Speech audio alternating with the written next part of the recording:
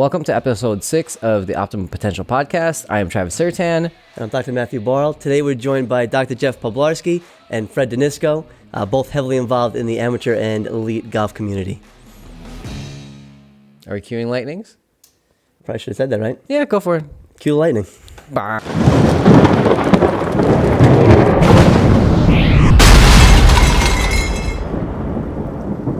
All right, guys, thanks for joining us. We appreciate it.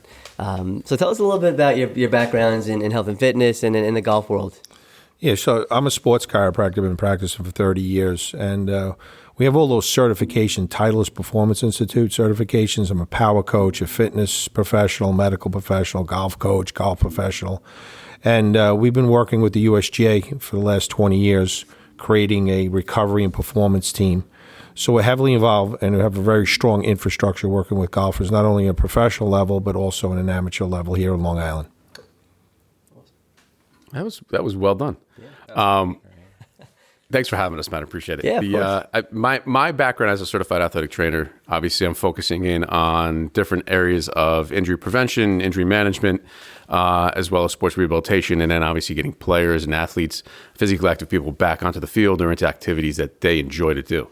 I've gone through different settings as an athletic trainer, whether that's high school, college, professional sports, and then recently started working alongside Dr. Jeff, in golf here on Long Island, and then as he travels throughout his events involving the USGA.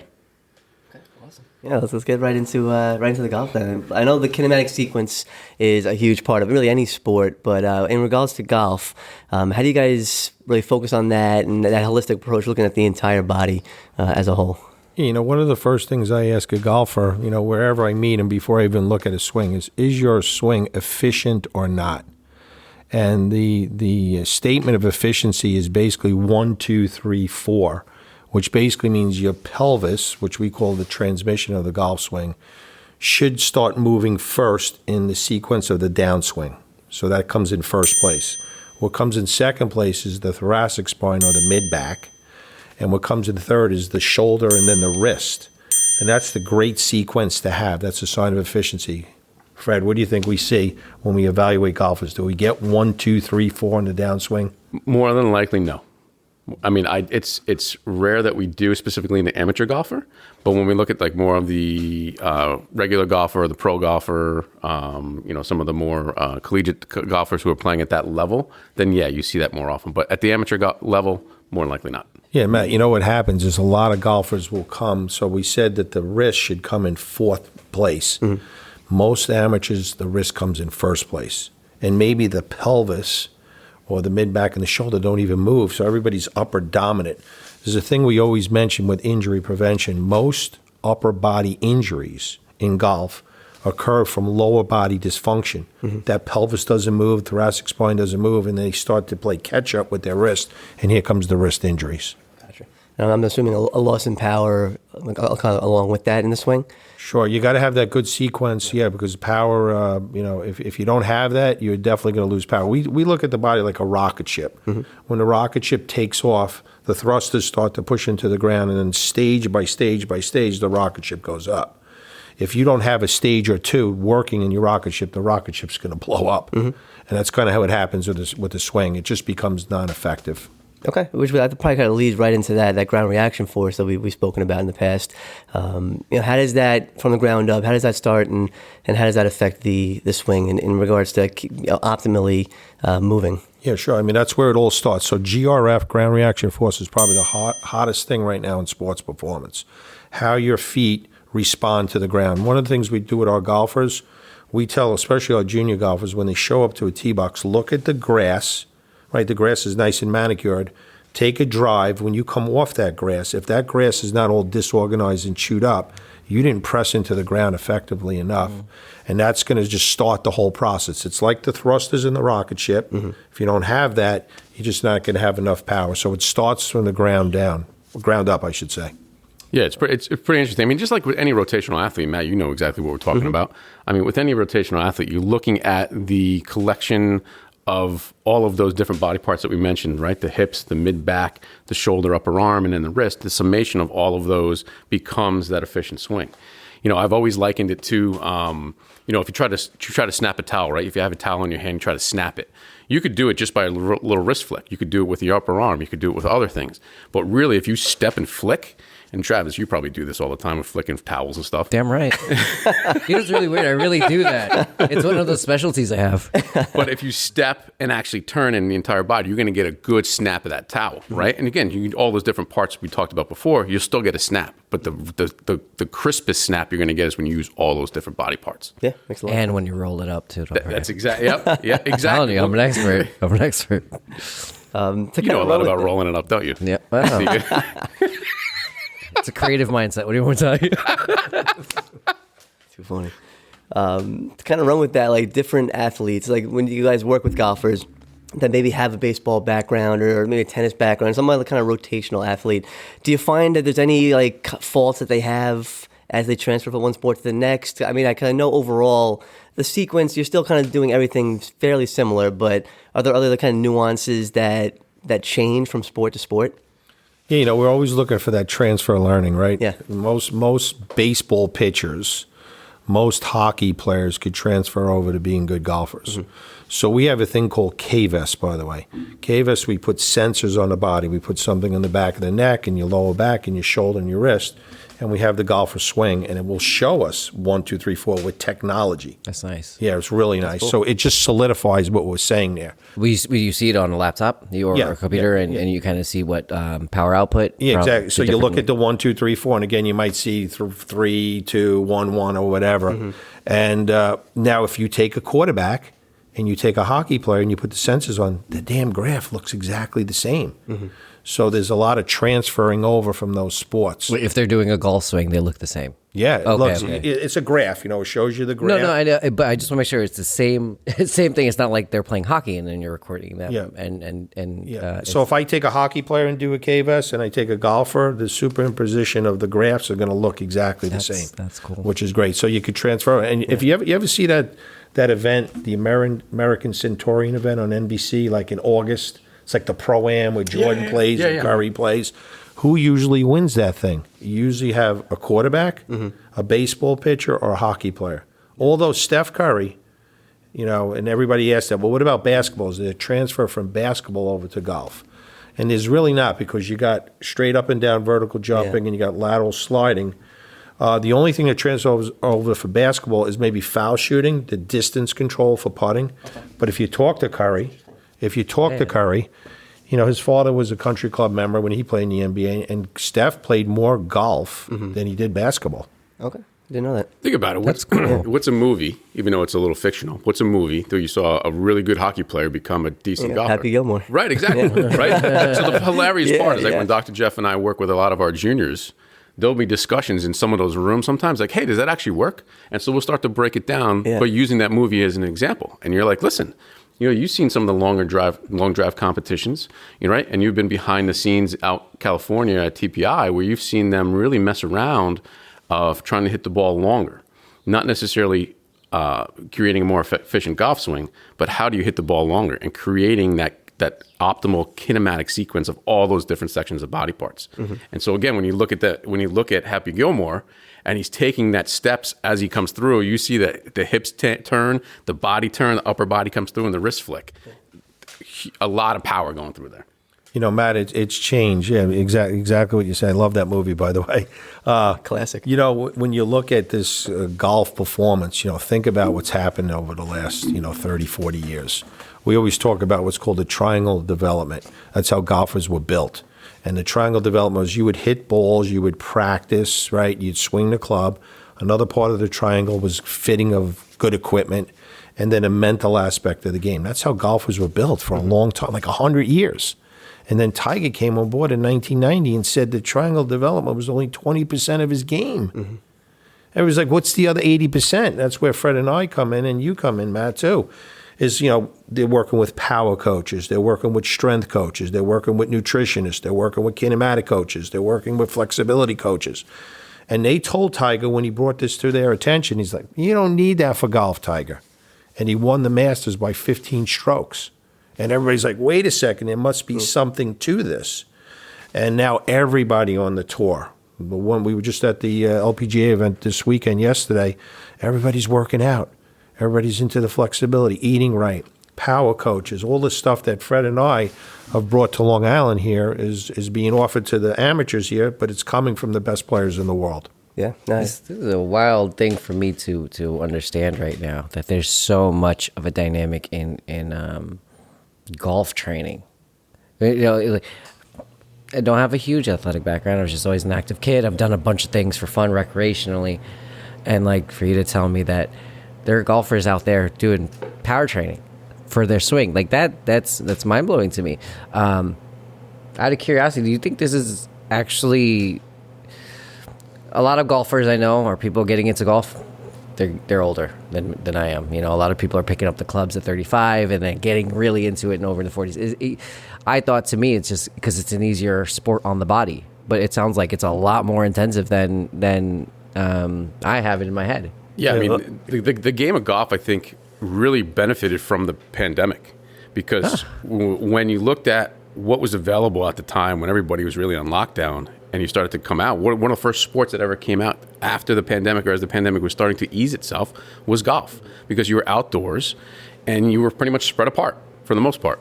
I mean, most of the time if I'm playing, I try not to let my game interfere with my credibility in the golf fitness world. But again, I'm in the woods and stuff off to the sides, but you're spread apart. So I think the game itself has really benefited from the pandemic because it allowed more people to get into the game at a younger age.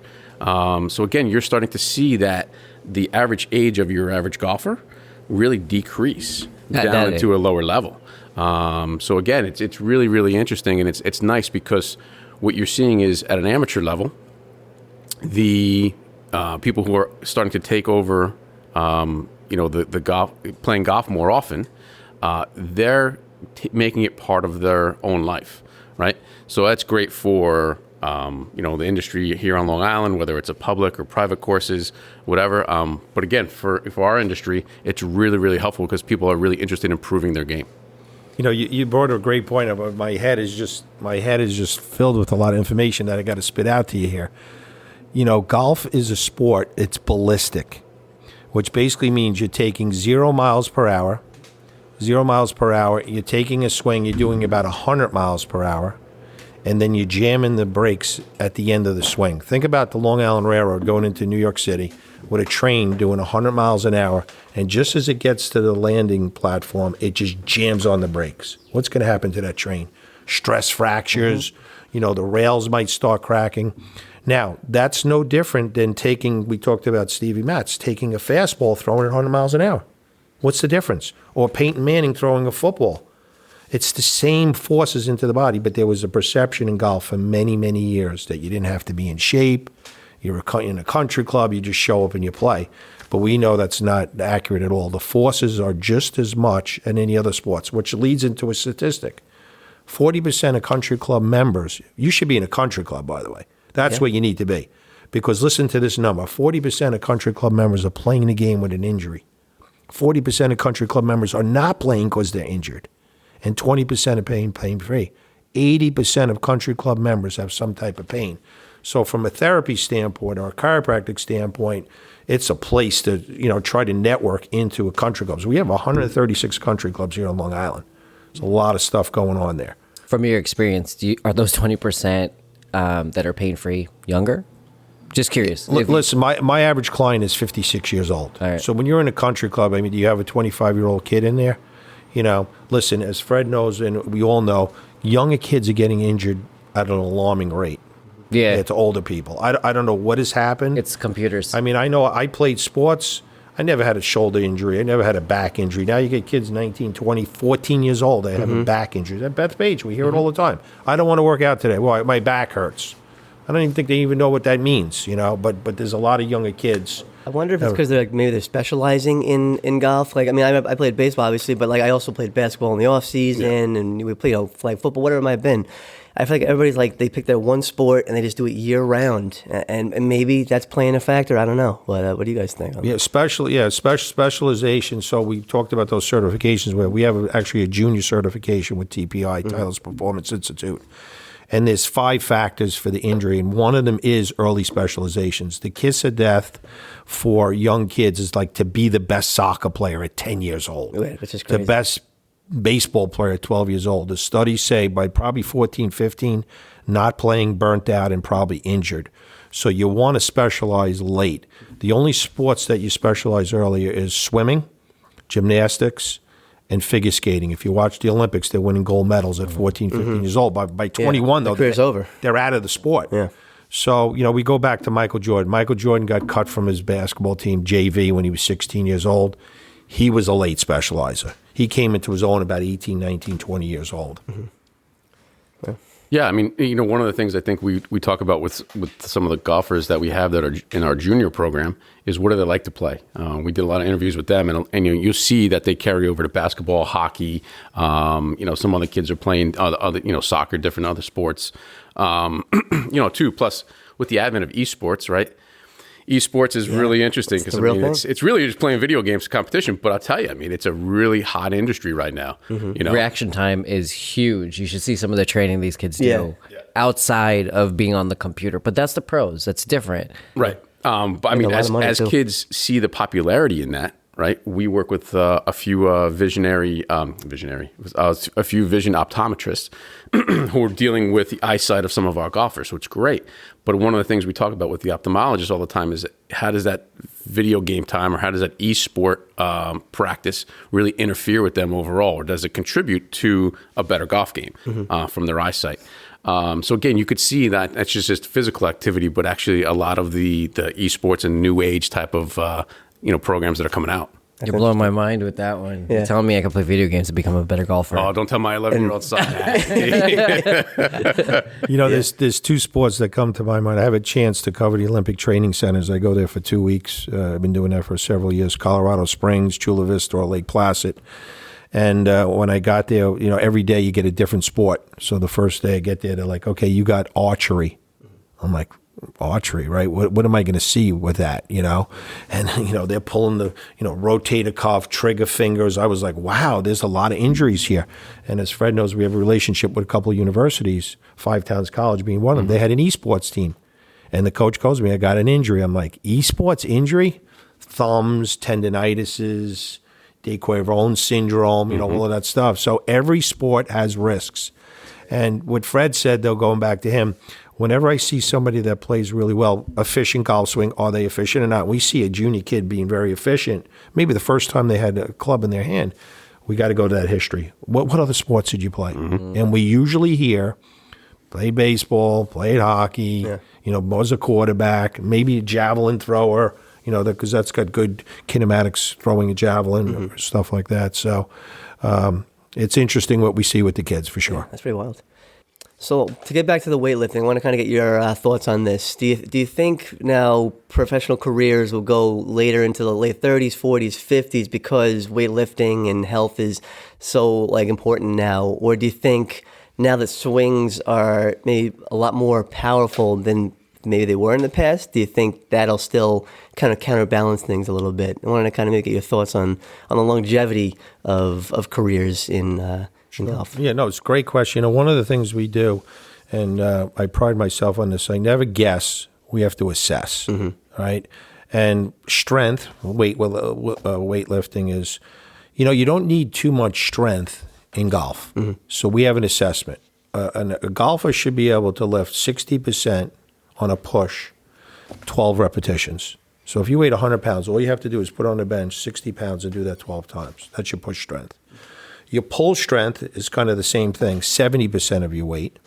And a lot of people could do that. That's not a lot of strength there. Golf is more ballistic with the power. That's something different from training, as you know. And then the leg press, you have to do 220% of your weight 8 times. And that would be the proper strength. That's just the assessment for strength. But to answer your question, I think the longevity of golfers is going to increase because of this. And as you know, listen, I have a handout. There's like 40 things you have to do to reduce an injury. Is strength training one of them? Absolutely.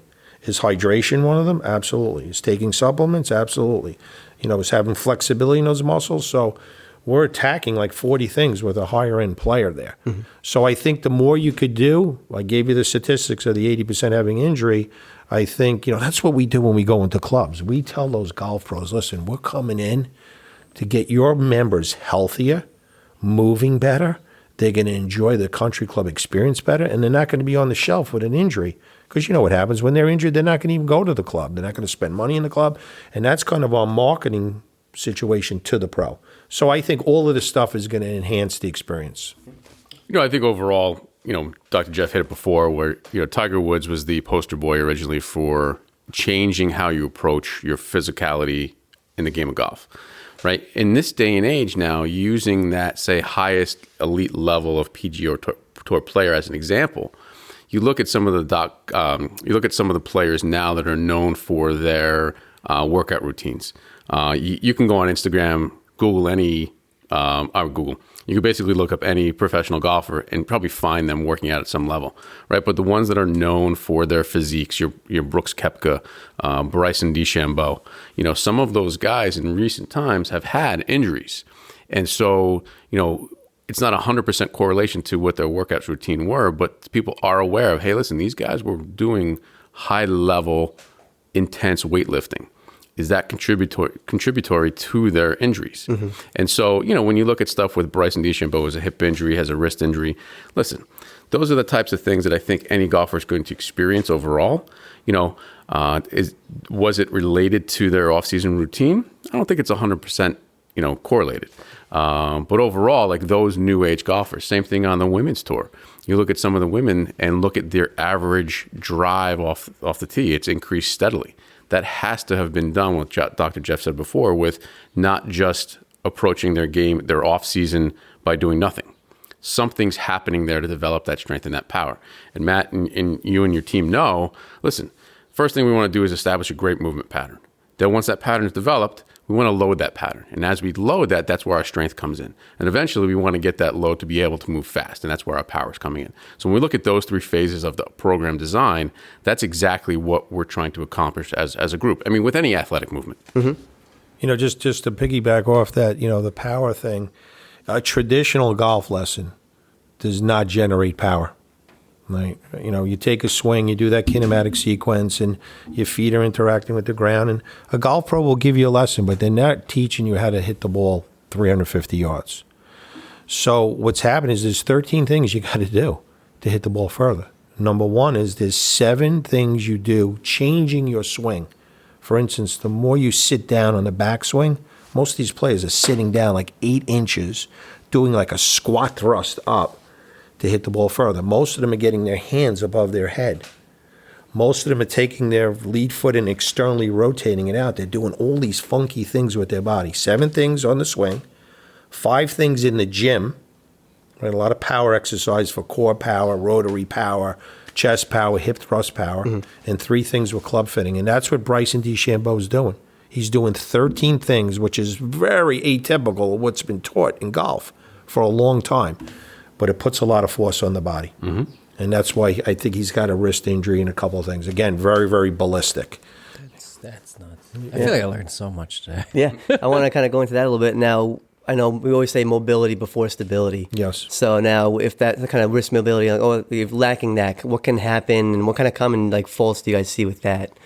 Yeah, mobility, so mobility is most joints that need mobility have 3 planes of motion. It moves in 3 different, degrees of motion or 3 planes of motion.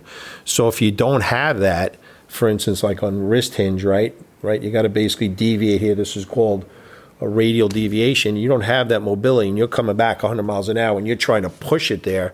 You could get a little fraction maybe in the bone there.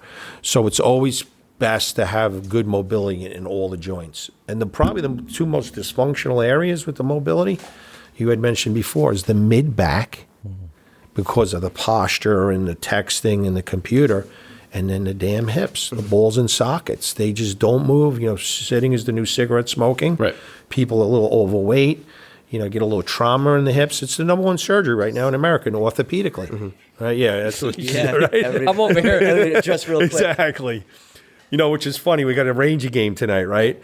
And that guy Deming. Yeah. Did you see when the first goalie got hurt? No. the first goalie got hurt, and this guy Domingo's a backup goalie. They're like, you got to go in, and he's sitting on the bench like this, around shoulders. He just had pork and broccoli, and I don't know if you saw the story. And they're like, you got to get in, and he went, like this, and got thrusted into the game. Yeah. So definitely some bad posture, but posture is huge for the mobility issue in the mid back and also the hips. Okay, which that probably kind of transitions a little bit into that dissociation that we've spoken about. First off, tell everybody what dissociation is, and then how that factors into the kinematic sequence as well. Just to keep it in simple terms, basically the ability to move with your lower body while the upper body is either being stable and staying in the same position or moving in the opposite direction. So essentially trying to move one direction with your lower body and keep the upper body stable is dissociation. Okay. And we'll put like a video maybe in here to kind of show that as well. Yeah, we have one drill, which is really good. It's like a Heisman Trophy. What we do is we take the arms like this. So like he said, one body part going one way, the other body part going the other way. So you take your hands like this, and then you would take your pelvis and rotate it to the left. Hands are going to the right, pelvis is going to the left, which is simulating the golf swing, which is a nice drill to do that disassociation. And most people can't do the disassociation. Like the whole body. We're back to that 1, 2, 3, 4 is so important. Yeah. Some people just can't disassociate, so everything is moving as just one unit. And that's that rocket ship going up as one unit, not stage by stage by stage. Yeah, I find that mind-body connection sometimes is tough too. And like I'll have any rotation athlete just try to do that, and it is completely, their mind is blown. Like they can't figure out what the hell's going on. Yeah. So it's a tough concept to teach people, but it's obviously super important. Yeah, and we talked about it before. You see a lot of times where, whether it's a previous injury or just lifestyle, right? Life gets in the way, and that people just can't function their hips. As a physical therapist, Matt, you've seen patients probably that can't do a simple pelvic tilt. What does that mean? Is that you can't tilt your pelvis forward, you can't tilt to backward. It's just kind of stuck where it is. And so a lot of times, we just need to create this corrective exercise program just to get that moving. Then we start to develop those movement patterns we talked about before. And then you start that twisting movement. I can tell you right now, when I got hooked up with Dr. Jeff about 2 years ago, I had a spondylolysis, which means I had a stress fracture in my lumbar spine back when I was 17, 18 years old, right? So playing golf, I was all upper body all the time. Goes into that wrestling background. Yeah. But I was all upper body. So basically my entire golf game, when I did play, was all upper body, arms, right? I never worked with my hips. Started working with Dr. Jeff a little bit, working with the group and really fully understanding how this kinematic sequence all works.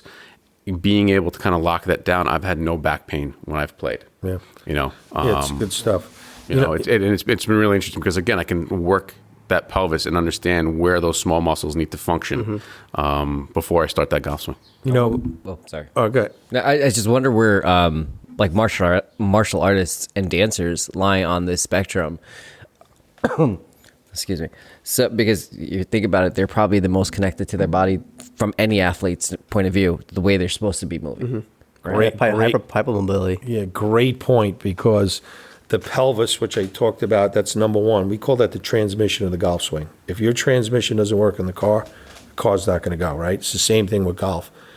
But dancers, what does their pelvis movement look like? Fantastic. Right? It's completely controlled. In fact, I think there was a winner of Dancing with the Stars a few years ago that had this incredible pelvic movement, and Greg Rose, the TPI, come out to California, and this guy is almost like a scratch golfer now because he had that really good movement. So again, that's another trans. Or a gymnast, right? Dancing with the Stars. I never pictured you as a Dancing with the Stars fan. Wow. But going back to going back to what you were saying, Next, you're going to tell me you love The Bachelor. Going back to what you said before, the three key components that we look at with golfers. We mentioned mobility. There's certain joints that need mobility, and there's certain joints that need stability, which is muscle strength and muscle endurance. But sometimes when we do these movement patterns, just people are just not used to doing it. So that's a motor control problem. They're just not used to doing it. And once they do it, we talk about it takes about 45 hours to ingrain a pattern into a body. So if you're broken somewhere and we're working with you, you got to put 45 hours into it. And that's that motor control. The thing gets a little cleaner, and it makes a big impact. I want everybody on camera to know this and hear what he just said. 45 hours to fix something. If you have a shitty squat, if you have a shitty press, if you have a shitty pull, if you have a shitty kettlebell swing, and you're sitting down on your desk 8 hours a day, I want you to remember 45 hours does not mean 45 hours in the gym. That means your set of squats. I just want to put this on camera because that was a thank you. Your set of squats that has broken you, and now you're relearning how to do it. It takes what, maybe 30 seconds for somebody to get through, one set of squats in the gym. That's, what's the math on that? 30 seconds. Now you got to get to 45 hours. Just keep that in mind as you're doing your rehab. Please carry on. Consistency. I want that somewhere. I love that happened just now. Okay. Yeah, you got to break those patterns, and it just takes time. And that's one of the things we deal with golf pros all the time, right? Think about a typical lesson in America. You go to the range, the pro gives you a lesson for 45 minutes. What does that person do with the lesson? They try to bring it right out to the golf course the next day with no practice, certainly not 45 hours. And it's such a classic statement. I was hitting it really good at the range, but when I got on the course, what happened? It all fell apart. Right. Yeah. Right? They didn't do the 45. They didn't even practice it. They think they could just take that one lesson, and all of a sudden it goes into their body. Probably the greatest player that could do that, and Fred knows this at the U.S. Open. At the U.S. Opens, we always say nothing new to the players. Don't introduce anything new to them. Oh, you never had ART? Let me start doing ART. We just don't want to do that. But Tiger was one of those with Butch Harmon. Butch would tell him something right at the range. He'd go right up to the golf course, and it was friggin' ingrained already. That's what made him so special. And most players cannot do that. It takes time to ingrain it. That's it. That takes time. We appreciate you guys coming on here today. They're definitely very informative, to say the least. I learned a little too much. It just... My wife wants to go to Topgolf. And I'm like, you know what? Fuck it, let's go. Yeah. I'm just going to be like, I got 45 hours of swinging to put in. Yeah. That's crazy. It's still sitting with me to think about, your swing for a golf swing is less than 10 seconds. 45 hours. 1.53 seconds. Okay, well. 10 I'm going to do the Think math about that. somewhere. 1, 2, somewhere here 3, on screen. 4, 5, 6, 7. It's ballistic. 1.5. That's just insane. like throwing the baseball. And you have to have 45 hours of that to actually be good at it. That's all right. That's I want to see you guys again. But until then, can you just tell our audience, where can we find you? Where do we see you online? Yeah, I have a website. It's Dr. Dr. Jeff, Jeff Poplarski, POPLARSKI.com, drjeffpoplarski.com. Yeah, I don't have a website, but you can find me on Instagram. It's Golf and Your Body. If you put it in there, Fred DeNisco. Oh, that's you? Yeah. I didn't know that. Why am I getting all these things? Oh my God. What a learning lesson for everybody today. I'm like, who is this golf and body They've known each guy? other for a long time. That's so fun. But yeah, you can look at Golf and Your Body. I work in New York City, and then also too just privately here out in Long Island. That's awesome. This is Travis and Matt. Which camera? Right here. This is Travis and Matt signing off for Optimum Potential Podcast. Thanks for tuning in again, and we'll catch you next time. And you guys can say bye to that camera. Play well.